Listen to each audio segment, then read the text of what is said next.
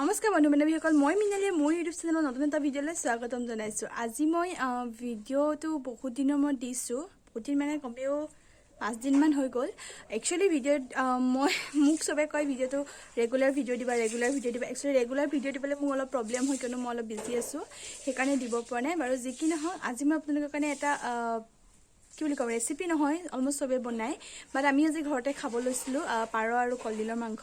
চ' ভাবিলোঁ আপোনালোককো দেখাওঁ আমিনো কেনেকৈ খাওঁ, কি কৰোঁ। চ' ব'লক, দেৰি হৈছে কিয়নো পাৰটো কাটিব লাগিব, গুচাব লাগিব চব মই। ব'লক ভিডিঅ'টো ষ্টাৰ্ট কৰোঁ।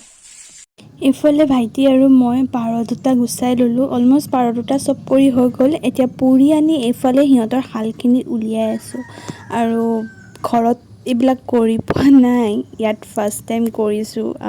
নাজানো আৰু ভগৱানে হাও দিলেও দিব, উপায়তো নাই, কিয়নো কৰিবলগীয়া মানুহ নাই। চ' আমিয়ে কৰিবলগীয়া হৈছে আৰু মানে পাৰ ইমান অকণমানি পাৰটো প্ৰথমে খাব মনে যোৱা নাছিলে। তাৰপাছত উপায়তো নাই, বেমাৰ হৈছে যেতিয়া মোৰ পাৰটো খাবই লাগিব শক্তি পাবলৈ হ'লে।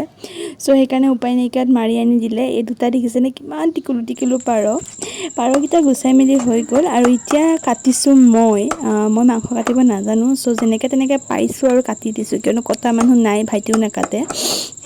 চ' সেইকাৰণে ময়ে কাটি দিছোঁ আৰু টুকুৰ টুকুৰকৈ, কাৰণ নাজানো ন, আজিলৈকে কৰি পোৱা নাই। আৰু পাৰখিনি কাটি মেলি শেষ হৈ গৈছে অলমষ্ট। আৰু এতিয়া এইফালে দেখিবলৈ পাৰিছে, ইয়াত মই হালধি, নিমখ, জলকীয়া আৰু পিঁয়াজ দি পেলানি আৰু মছলা দি পেলানি এইখিনি মই মঠি লৈছোঁ। আৰু এফালে কাটি লৈছোঁ কলডিল গোটা, এটা ভীমকলৰ কলডিল, আৰু এইফালে অলপমান আলু। আৰু এটা চাইডে মই কেৰাহীখন পাতিয়ে দিছোঁ অলমষ্ট গৰম হ'বৰ কাৰণে। গৰম হৈ যোৱাৰ পাছত এতিয়া ইয়াত মই মিঠাতেলখিনি ঢালি দিলোঁ। আৰু যোনখিনি মঠি থোৱা মাংস আছিল তাত আদা নহৰু পেষ্টটো দিয়া নাছিলোঁ। চ' মায়ে আদা নহৰু পেষ্টটো খুন্দি দিলে, আৰু মই এইফালে আপুনি দেখিবলৈ পাইছে মিক্স কৰিছোঁ। এতিয়া গৰম হোৱা কেৰাহীখনত কেইটুকুৰামান পিঁয়াজ দি মাংসখিনি বনাবলৈ ষ্টাৰ্ট কৰোঁ। চ' চাই যাব।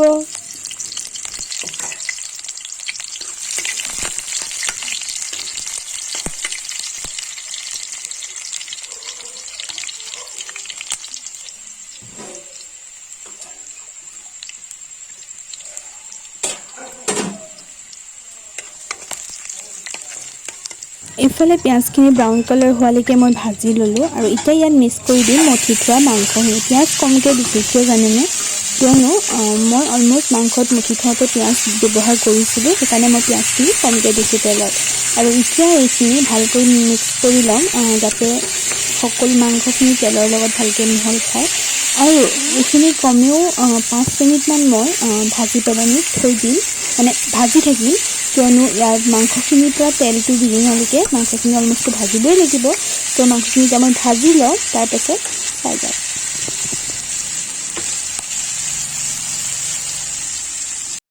আৰু এইফালে দেখিবলৈ পাইছে মাংসখিনি কি ধুনীয়াকৈ সিজি গৈছে। অলমষ্ট তেলখিনি বিৰিঙাই, মানে মাংসখিনিয়ে তেলখিনি এৰি দিছে।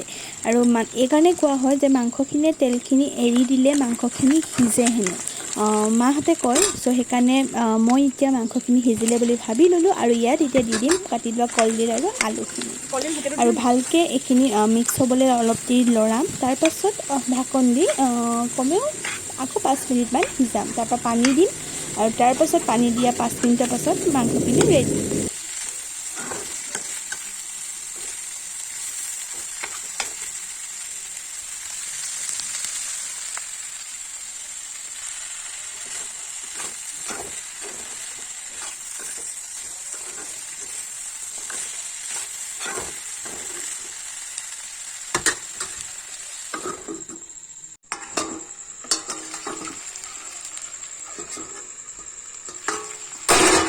এইফালে দেখিবলৈ পাইছে কলডিল আৰু মাংসখিনি ভালকৈ মিক্স হৈ গ'ল। ইয়াৰ পৰা তেল চাইডে চাইডে দেখিছে তেল কেনেকৈ ওলাইছে। তেল অলৰেডি আকৌ উলিয়াই দিছে অলপ ভাজি চব্জিখিনিয়ে, মানে এইখিনিত পানী দিব পৰা হৈ গ'ল মই ভাবোঁ। চ' ইয়াত সেইকাৰণে এতিয়া মই পানী অলপ মিক্স কৰিম, যিখিনি পানী মই এক্সট্ৰাকৈ গৰম কৰি থৈছিলোঁ। আৰু সেই গৰম কৰা পানী অলপ মিক্স কৰি এইখিনি এতিয়া 10 মিনিটমান ভালকৈ সিজিব দিম। তাৰপাছত আমাৰ কলডিল আৰু পাৰ মাংস ৰেডি।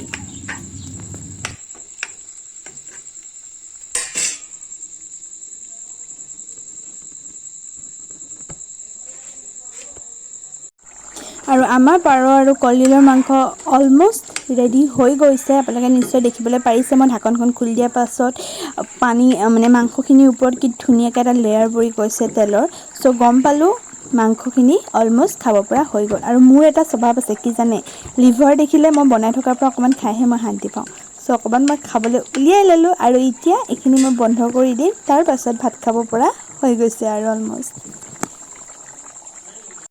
আৰু ভাত খাব হৈ গ'ল এতিয়া সকলোৱে খাইছে সকলোৱে কৈছে হেনো মাংস ভাজিখন খাই বহুত ভাল লাগিলে বাৰু যি কি নহওক ভাল লাগিলে বুলি কৈছে যেতিয়া মনটো ভাল লাগিছে আৰু মই ভিডিঅ'টো ইমানতে শেষ কৰিছোঁ আপোনালোকে যদি ভিডিঅ'টো সম্পূৰ্ণ চাই ভাল পালে তেন্তে প্লিজ লাইক কৰিব কমেণ্ট কৰিব আৰু প্লিজ মোৰ চেনেলটো শ্বেয়াৰ কৰি দিব ধন্যবাদ